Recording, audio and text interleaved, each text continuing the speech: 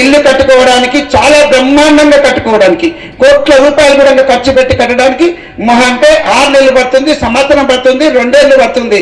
కానీ ఇది మాత్రం ఇక్కడ ఉన్నటువంటి బెడ్రూమ్లు కట్టడానికి, ఏది డబుల్ బెడ్రూమ్లు కట్టడానికి మాత్రం 2016-17లో స్టార్ట్ అయితే ఆ రోజు 1400 ఇళ్లకు నేను పర్మిషన్ ఇక్కడ తీసుకొస్తే ఇందులో 300 ఇళ్ల కోసానికి పర్మిషన్ తీసుకొచ్చినాం.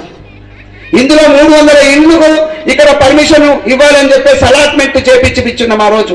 దాంట్లో నుంచి ఇదంతా కలిసి కొద్దిగా తక్కువ అవుతుందని చెప్పేసి 240 ఇండ్ల కోసానికి ఈ డబుల్ బెడ్రూమ్లు ఇక్కడ కట్టినారు. ఎన్ని రోజులు వెళ్తా వచ్చిందో మీకు అందరికీ తెలిసి ఉండాలి. ఆ రోజు 5,50,000 ఇస్తే ఈ బెడ్రూమ్లు కావు, డబుల్ బెడ్రూమ్లు రావు అని చెప్పేసి ఎవరు రాకపోతే ఆనాడు అంటే తెలంగాణలో అప్పుడు తెలంగాణ ఉద్యమం చేసిన ఆయన కేసీఆర్ గారిని గెలిపించిండు. ఆయన కూడా డబుల్ బెడ్రూమ్లు ఇస్తామని చెప్పినాడు. వాస్తవమే. ఆ రోజు మేము అడిగితే ఈ కాన్స్టిట్యున్సీకి 1400 ఇచ్చిండు. ఆ రోజు మొన్న పోయినటువంటి ఎమ్మెల్యే గారు ఏం లేరు. ఆయననేం విమర్శిస్తలేను, ఎవరేమి ఇబ్బంది పడాల్సిన అవసరం లేదు. కానీ ఒకటి మాత్రం గుర్తుపెట్టుకోవాలి, మీ ఎందుకు ఇన్ని రోజులు మనం నిరీక్షణ చేయాల్సి వచ్చిందనేది మీరు ఒకటి ఆలోచించాలి. 2018లో ఇల్లు కట్టించడానికి నేను ఆ రోజు కాంట్రాక్టర్స్ చాలా తక్కువగా ఉంది, ఇల్లు కట్టడానికి ఎవరు రారంటే అప్పుడు ఉన్నటువంటి జూపల్లి కృష్ణారావు గారు మంత్రి, అప్పుడు PR మినిస్టర్ గా ఉండే, సార్ మరి ఎట్లా అయితే మీరు ఇచ్చినారు, నేను ఎమ్మెల్సీ ఉన్నా, మీరు మంత్రిగా ఉన్నారు, మీ కొల్లాపూర్లో కూడా ఉందంటే ఒకరోజు అక్కడ సెక్రటరియట్ లో కూర్చొని నారాయణ రెడ్డి నేను చెప్తున్నాను ఎవరు కూడా రారు అని, రాకపోతే కుదరదు సార్, మన దగ్గర ఇల్లు కట్టించుకోవాల్సిన అవసరం ఉంది, మీరు మంత్రిగా ఉన్నారు చేయాలంటే ఒకటే మాట చెప్పిండు, పెద్ద కాంట్రాక్టర్లను చూద్దాం, వాళ్ళు ఏదన్నా బ్రతిమలాడేసేసి వాళ్ళ కథనా ఏమి అందులో ఏదన్నా లాభం వస్తుంటది, ఈ ఇల్లు కట్టించాలంటే ఆ రోజు నేను ఆయన గదవ పట్టేసేసి ఆ కాంట్రాక్టర్ను నేను గదం బట్టి మళ్ళీ ఇప్పుడు గుర్తుపట్టను అడిగి ఆ రోజు అవన్నీ కూడా అంటే ఆ టెండర్ వేసి ఆ టెండర్ నుంచి ఇందులో అయిన తర్వాత ఇల్లు కట్టమని చెప్పినాం. ఎన్ని రోజులు సాగదీశారండి? 2018 అంటే 2020 లోపల అయిపోయి ఉండాలి. 4-5 సంవత్సరాలు సాగదీసి ఇలానే వదిలిపెట్టేసిండ్రు. ఇక్కడికి వచ్చిన తర్వాత రాజకీయం చేశారు. ఏం రాజకీయం చేసిండ్రు? ఇందులోనే మహిళలందరినీ కూడా వాళ్ళెవరు కూడా చాలా సానుకూలంగా ఉన్నటువంటి పరిస్థితిని వదిలిపెట్టేసేసి ఈ డబుల్ బెడ్రూమ్లు ఈయన అయ్యాడు, ఎమ్మెల్యే అయ్యాడు, ఈయన ఇవ్వడు. ఎందుకు ఇవ్వమండి? ఏ గవర్నమెంట్ అంతా మీదికెళ్ళి ఊసిపడలే కదా? అప్పుడు ఉన్నది గవర్నమెంట్, వాళ్ళు బాగా చేయలేదు, పంపించేసింది ఇంటికి. మళ్ళీ గవర్నమెంట్ వచ్చింది. ఈ గవర్నమెంట్ వచ్చినా కూడా ఈ డబ్బులు ఏ నారాయణ రెడ్డిదో లేకపోతే అప్పుడున్న కేసీఆర్దో ఇప్పుడున్నదే కాదు. ఇది ప్రజాధనము, ప్రజల కోసానికి, ప్రజల సంక్షేమం కోసానికి అలాట్ చేసినటువంటిది. దీన్ని దుర్వినియోగపరచడానికి మేము ఎక్కడ సహించము, దానికి ఒప్పుకునేటువంటి ప్రసక్తి కూడా లేదని చెప్పి తెలియజేస్తున్నా. ఇక్కడికి వినిపించు నేను వచ్చిన ఆంజనేయ గారు లెఫ్ట్ పార్టీస్ నుంచి ఉన్నటువంటి పెద్దలు ఉన్నారు ఇక్కడ.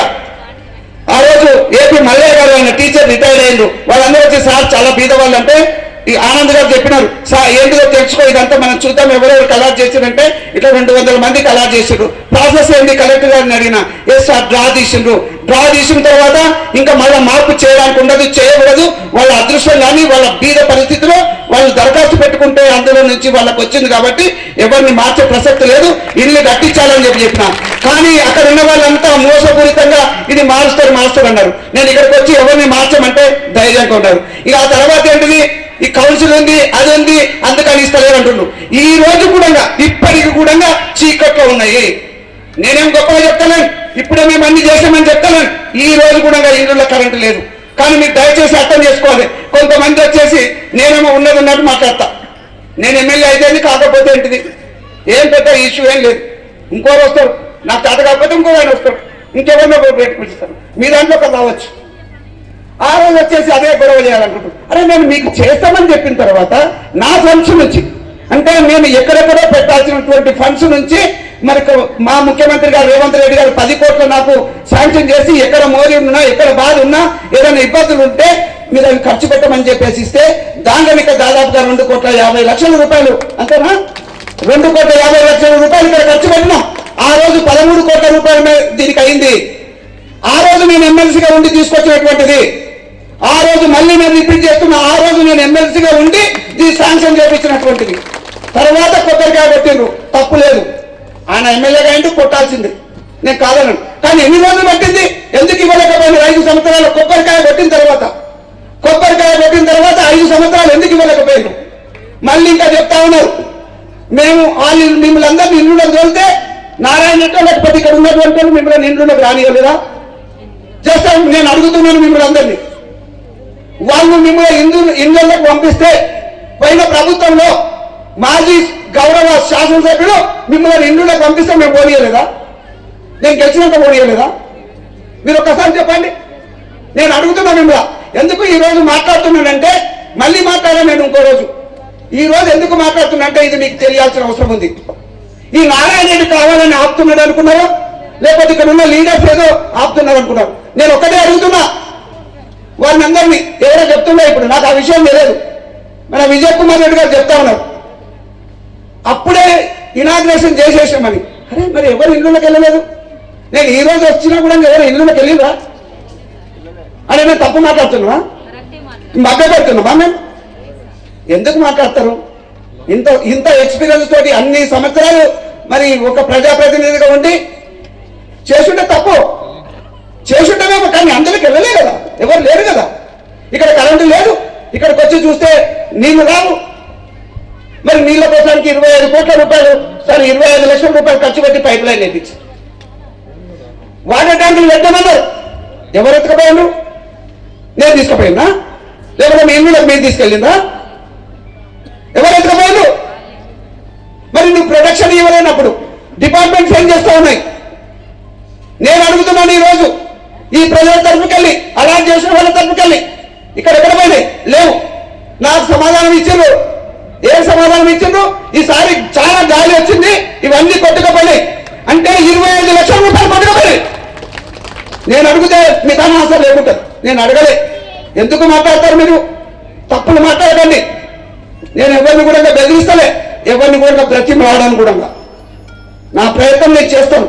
బీద ప్రజల కోసానికి, ఇక్కడ అభివృద్ధి కోసానికి పనిచేస్తాను. అనవసరంగా మేము ఆల్రెడీ చేస్తాం, మేము ఆల్రెడీ చేసినట్టు చేసి ఉంటాం. కానీ ఇందులో ఎవరు పోలే. ఇందులో కరెంటు లేదు, నీళ్లు లేవు. ఇక్కడ రావడానికి ఇక్కడ అంతా గడ్డి అంతా ఎట్లా ఉన్నది ఆ రోజు నేను చూస్తే. ఇందులో ఏం జరుగుతున్నాయి?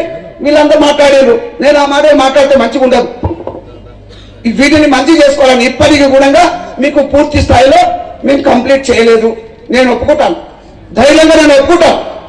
ఈ రోజు ఇప్పుడే మాట్లాడిన ఒక అబ్బాయి దాకా ఉన్నాడు ఇక్కడ, వచ్చిండు. ఏమైనా కరెంట్ ఎందుకు చేయించలేకపోయారంటే దానికి ప్రాసెస్ ఉంటుంది. అది ఈ టెండర్ ఏదో ఉంటుంది, దాంట్లో వచ్చినప్పుడు చేయాల్సి ఉంటుంది సార్. గవర్నమెంట్ ఒక పద్ధతి ఉంది. ఈ రోజు మీకు చెప్తున్నాం, మీకు పూర్తి స్థాయిలో అంటే ఇంకా కరెంటు మీటర్లు ఇవ్వలేదు. కరెంటు మీటర్లు ఇవ్వలేదు. ఈ కరెంటు మీటర్లో కూడా ఎవరో మళ్ళీ ఇక నాయకుడు తయారవుతారు. ఈ కరెంటు కోసానికి మీరు డబ్బులు 100 ఇవ్వండి, లేకపోతే దానికి 1500 1800 ఎంతో ఖర్చు అవుతుంది మీటర్ కట్టుకోవడానికి. ఏం అవసరం లేదు. ప్రభుత్వం బీద వాళ్ళ కోసం చేసే దాంట్లోనే ఈ ఒక్కొక్క టీడీ కూడా ఈ ప్రభుత్వం తరపుకెళ్ళి నేను నారాయణ రెడ్డి జేబులకెళ్ళి ఇస్తలేం, లేకపోతే ఎవరి దగ్గరికి ఇస్తలేం. పద్ధతి ప్రకారం ప్రభుత్వంతో ఈ డీడీలు కట్టిపించేసేసి, ఈ డిపార్ట్మెంట్ తోటి కట్టిపించేసి మీకు అందరికి కూడా ఈ మీటర్లు కూడా సప్లై చేయబడుతుంది. ఎక్కడ ఉన్నాడా? How many days you takes to complete this work? ఎప్పుడు అవుతుంది? ఎత్తుకొని పోతారు. అవునా? వాళ్ళు ఇక్కడ ఉండరు. కరెంట్ లేకపోతే ఎట్లుంటారు? దోమలు వస్తాయి. ఒక ఫ్యాన్ పెట్టుకోవాలి, ఒక లైట్ పెట్టుకోవాలి. అవునా? మేము చేసేస్తాం, అయిపోయింది, చేసిపోయినాం. కాబట్టి ఖచ్చితంగా నేను 4 లక్షల రూపాయలు, ఆనంద్ గారు 4 లక్షల రూపాయలు మేము ఇస్తాం. అది డీడీ కట్టండి, వచ్చిన తర్వాత మాకు ఇవ్వండి. వచ్చిన తర్వాత మాకు ఇవ్వండి. నేను వాళ్ళకి ఇప్పుడు చెప్పిన ఏంటంటే మేమేం 4 లక్షల రూపాయలు మేమే పెట్టిస్తామని. నువ్వు చెప్పేది చూస్తే 2 నెలలు 3 నెలలు పడుతుంది. వాళ్ళందరూ ఏమంటారు? కావాలంటే నారాయణ రెడ్డి ఇవ్వలేదు అనుకుంటారు. అంతేనా? చేయించలేదు అనుకుంటారు. మేము డబ్బులు ఇస్తాం, డీడీలు కట్టించండి. డీడీలు కట్టించేస్తే ఆ డబ్బులు వచ్చిన తర్వాత మాకు ఎవరు ఇస్తామో నేను ఇస్తా, మళ్ళీ తెచ్చివు. నా దగ్గర ఏం లేవు. నేను 5 గంటలకు లేస్తే మళ్ళీ 11:30 వరకు తిరుగుతా ఉన్నా. నా దగ్గర కూడా డబ్బులు ఏముండవు. నేనేం వ్యాపారం చెయ్యా. అర్థమైంది కదా? వాళ్ళకు కూడా తెలియాలి కాబట్టి చెప్తున్నా. వాళ్ళన్న పని చేసుకుంటున్నారు, నేను ఇంకేం పని చేయను. రోజు ఇంత పెడితే మా ఆవిడ ఇంత తింటాను, ఇక్కడికి వస్తే వీళ్ళు ఏదైనా పెడుతున్నారు, తింటున్నాను, మళ్ళీ పోతున్నా. అది వాస్తవం కాదంటే చెక్ చేసుకోండి. కాబట్టి ఇప్పుడు మీకు కొంత టైం పడుతుండొచ్చు. ఈయన కరెంట్ చాలా మంచోడు, బాగా పనిచేసిండు. నేను కూడా చూశాను. ఇక్కడికి వెళ్ళి ఇవన్నీ ఈ పోల్స్ వేయించాలంటే నేను ఎస్సీ గారికి చెప్పిన బడే వారు చేస్తామని చెప్పి ఇక్కడ పోల్ చేపించి ఇవన్నీ చేసి ఏది లేకుండా ఇక్కడ మీరంతా చూసి మహిళలంతా ఇక్కడ గెరావ్ చేశారు ఆల్మోస్ట్ ఆంజనేయులు గారు ఎవరో ఉంటుంది ఇక్కడ ఇప్పుడు ఉండే ఇక్కడ ఉన్నారు అడుగుతా ఉండే చాలా సంతోషం. మరి ఇక్కడ ఆనంద్ గారు అదే విధంగా షాన్వాస్ గారు ఎప్పుడో కంప్లీట్ చేసి సార్ అని అడుగుతా ఉన్నారు. పాపం వాళ్ళ బాధ కూడా ఏంటి బాధ అంటే వాళ్ళని నేను ఆ బాధ కూడా నేను అడగను, పని చేస్తే ఎక్కడైనా ఓట్లు వస్తాయి అనుకుంటా, నేను అడగాల్సిన అవసరం కూడా లేదు. వాళ్ళ బాధ ఏంది, మా వాడిని గెలిపించుకోవాలి, మా పార్టీ గెలిపించుకోవాలి, మాకు ఇది కావాలి అది కావాలని ఉంటుంది. ఎవరికైనా ఉంటుంది, మీకైనా ఉంటుంది, ఇంకెవరికైనా ఉంటుంది. నాకేమీ నేను ఎమ్మెల్యేను కాబట్టి అలా లేదు, వాళ్ళని గెలిపించే బాధ్యత కూడా ఉంది. కాబట్టి మీరు అండదండలుగా ఉండండి, సంతోషం. ఎందుకంటే నేను చెప్పకపోతే వాళ్ళు ఫీల్ అవుతారు. కానీ మన వాళ్ళందరూ కూడా ఇందులో రాజకీయం చేయాల్సిన అవసరం లేదు, నేనేం చేస్తలేను. కానీ ఆ రోజు ఎమ్మెల్సీగా బీఆర్ఎస్ లో ఉండి నేను తీసుకొచ్చిన ఈ డబుల్ బెడ్రూమ్స్ మీరు వచ్చి కొబ్బరికాయలు కొట్టిండ్రు, నేనున్నా కానీ నన్ను విలువలే. నన్ను ఆ కొబ్బరికాయ కొట్టడానికి నన్ను విలువలే. కానీ భగవంతుడు అనేటోడు ఉంటాడు, భగవంతుడు మంచిగా చేస్తుంటే మీకు చేయించింది. ఇది కాదంటే నమ్మశక్యం కాదంటే మరి వాళ్ళకందరికీ తెలియాలి. నేను దాని గురించి మాట్లాడలేను.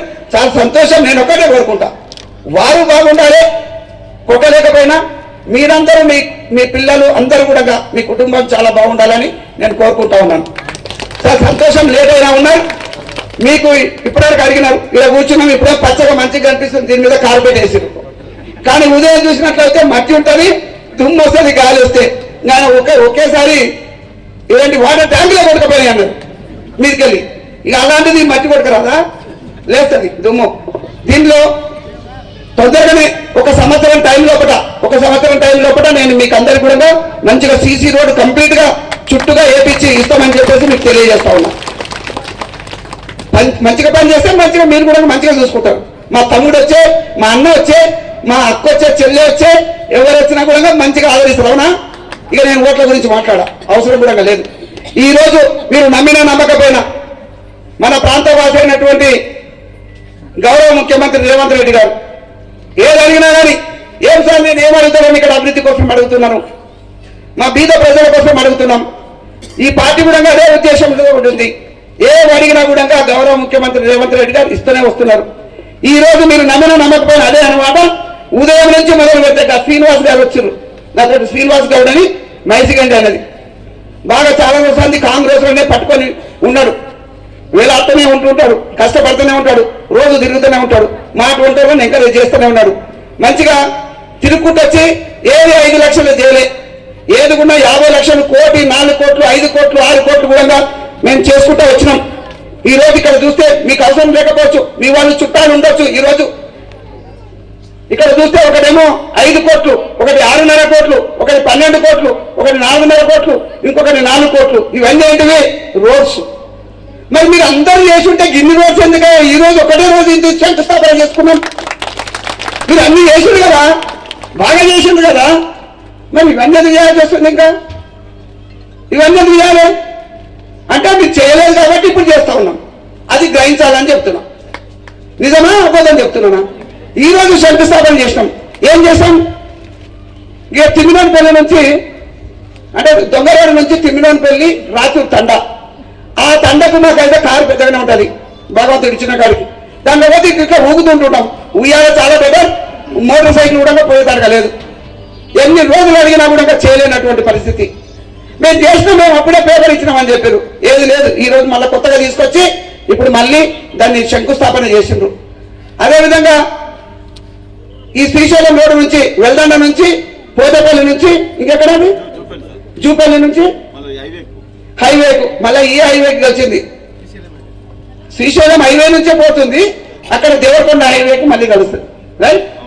మళ్ళీ శ్రీశైలం అక్కడ పోయితే కలుస్తుంది. మరి ఎన్ని కోట్లు ఇవన్నీ అంటే మొత్తం ఒక్క వెల్దండ మండలంలోనే ఈ రోజు మధ్యాహ్నం ఏదో పొద్దున్న నుంచి చేయలే. ఇక్కడ మధ్యాహ్నము ఎన్ని గంటలకు వచ్చినా 4:30, 5 అంటారు, 4:30 అనుకుందాం. 4:30 నుంచి మీ దగ్గరకు వచ్చే వరకే ఈ 32 కోట్ల రూపాయలు ఒకటే రోజు ఈరోజు మంత్రి వస్తారని చెప్పి పెట్టి చేపించినాం.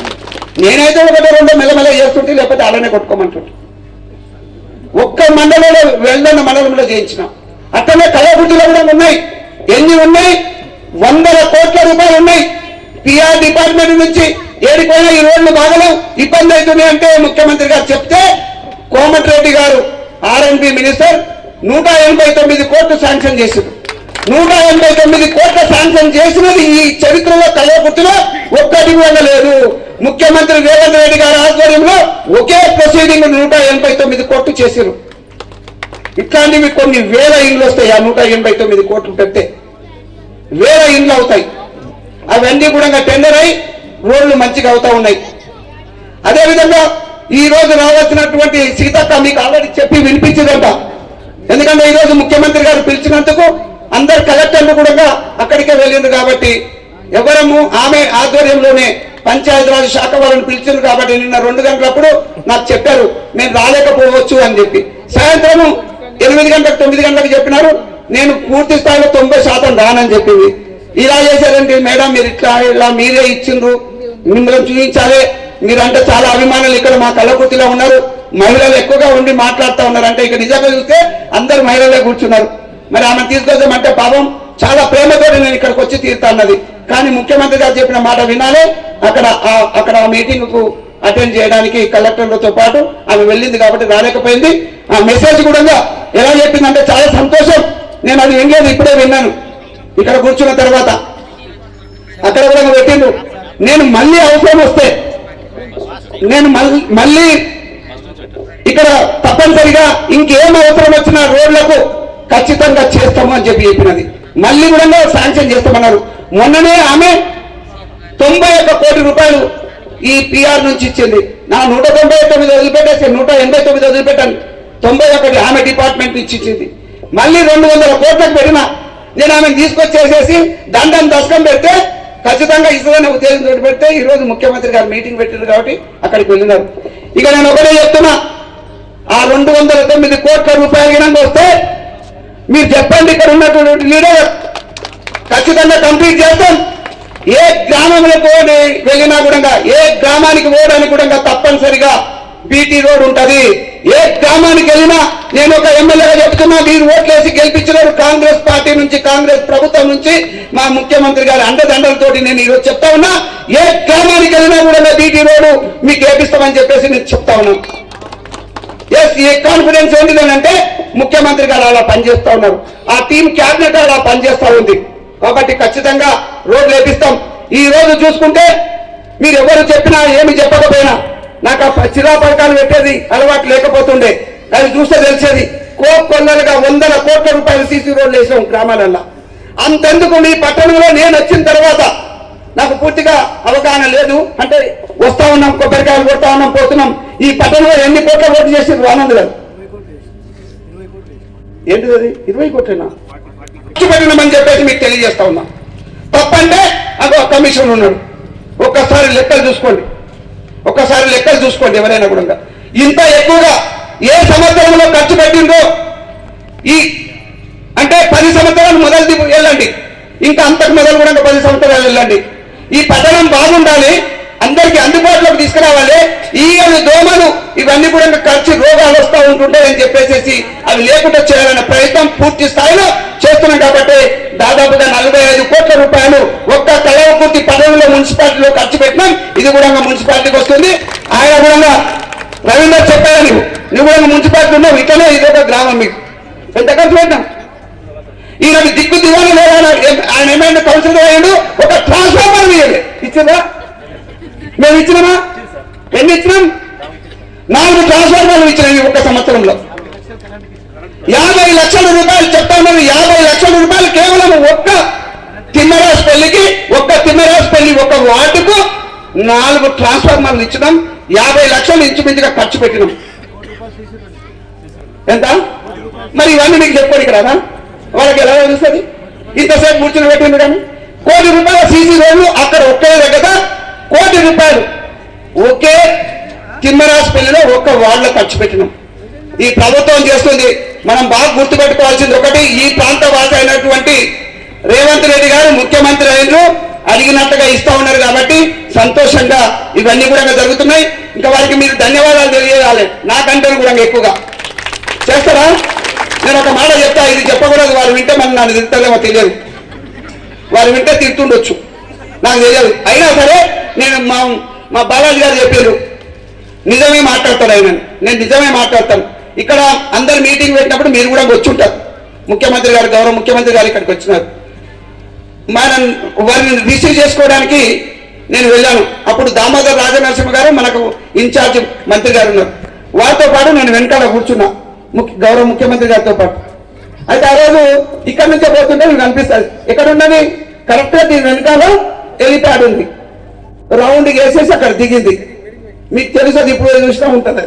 ఆ నుంచి పోతున్నప్పుడు సార్ అది చూడండి ఎలా ఉంది, దీనికి ఒక 5-6 కోట్లు ఖర్చు అవుతుంది, మంచిగా చేసి వాళ్ళకి ఇస్తే బాగుంటుంది, కానీ ఇప్పటివరకు ఏదో అలర్ట్ చేసిండ్రు, మరి నాకేం చేయాలో తెలుస్తలేదు సార్, వాళ్ళు ఊరికే అడుగుతూ ఉన్నారు అన్నాను. నేనైతే అడగాలి కదా మీ తరఫుకి అడిగితే, నారాయణ రెడ్డి ఎమ్మెల్యేగా నిన్ను గెలిపించిండ్రు, నీవు ఏది మంచిగా అనిపిస్తే అది చెయ్యి, నువ్వు ఎవరిని ఇబ్బంది పెట్టకుండా ఉంటావని నేను అనుకుంటున్నా. అది అప్పుడే చెప్పిన చాలా గొప్ప వ్యక్తి అని ఆ రోజు అనుకున్నాను. నేను ఇబ్బంది పెట్టకుండా నీకు ఓట్లు వేసి గెలిపించిండ్రు, నువ్వు ఇబ్బంది పెట్టకుండా ఏది న్యాయం అనిపిస్తుంది అది ఏమంటే, నా మనసులో ఉన్నది ఆల్రెడీ వాళ్ళ అదృష్టానికి వచ్చింది కాబట్టి నేను మిమ్మల్ని డిస్టర్బ్ చేయలేదు అంటే, నేను పర్మిషన్ తీసుకున్నట్టుగానే వాళ్ళతోటి నేను పర్మిషన్ తీసుకున్నా. ఎవరైనా వచ్చి ఈ తీసేయండి మా కాంగ్రెస్ వాళ్ళకి ఏంది, లేకపోతే వాళ్ళకి ఏంది, వీళ్ళకి ఏంది అంటే ఇంకా అవకాశం లేకుండా గౌరవ ముఖ్యమంత్రి గారితో నేను పర్మిషన్ తీసుకున్న ఆ రోజే కాబట్టి నేను దర్జాగా ఉన్నా, ఎవరు నన్ను ఏమనడానికి లేదు. అందుకే ఈ ఆఫీసర్స్ ఎంఆర్ఓకి వీళ్ళకి ఎవరికైనా ఈ పట్టాలు ఇచ్చేసామని చెప్పిన. ఈ రోజు అందరూ కూడా మొత్తం 240 మంది పట్టాలు తీసుకొని వెళ్ళండి. ఎట్లయినా లేట్ అయింది, మీ చిన్న పిల్లలు ఉన్నారు, ఆకలిస్తుంటది, ఆ పాప నిజంగా ఇప్పుడు నీళ్లు తాగుతా ఉంది, ఇక్కడ ఎండ వస్తా ఉంది, ఇబ్బంది పడ్డారు. కానీ మళ్ళీ మళ్ళీ వచ్చి మిమ్మల్ని విసిగించడం, మళ్ళీ మళ్ళీ మాట్లాడేటువంటిది ఉండదు. ఈ ప్రాంతాల్లో చివరిగా ఇంకొక మాట చెప్తాను.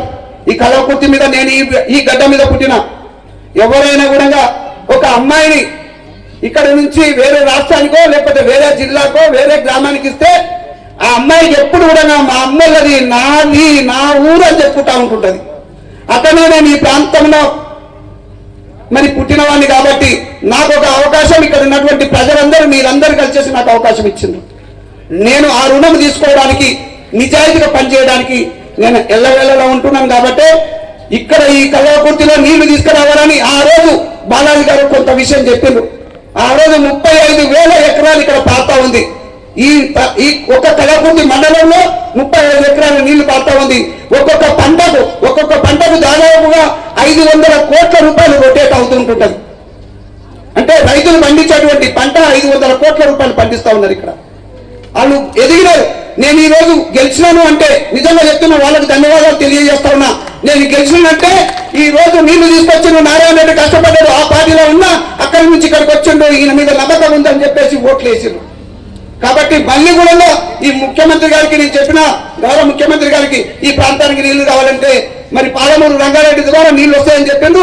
మిగతా విలేజ్ లో కూడా వస్తాయి. ఎందుకంటే ఈ రోజు మీరు పట్టణంలో ఉండొచ్చు, కానీ మనమంతా తింటుంది రైతులు పండించినటువంటి పంటలతోటే మనం బతుకుతా ఉన్నాం. ఎన్ని కూలీ చేసినా, ఎంత గొప్ప ఉద్యోగం చేస్తా ఉన్నా కూడా మన ఫ్యామిలీ గడవాలి, మన కడుపు నిండాలి.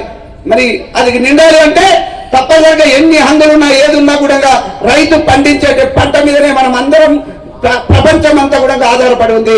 రైతే గొప్పవాడు అనేది నా ఆలోచన, మా కాంగ్రెస్ ఆలోచన, గౌరవ ముఖ్యమంత్రి గారు రేవంత్ రెడ్డి గారి ఆలోచన కూడా.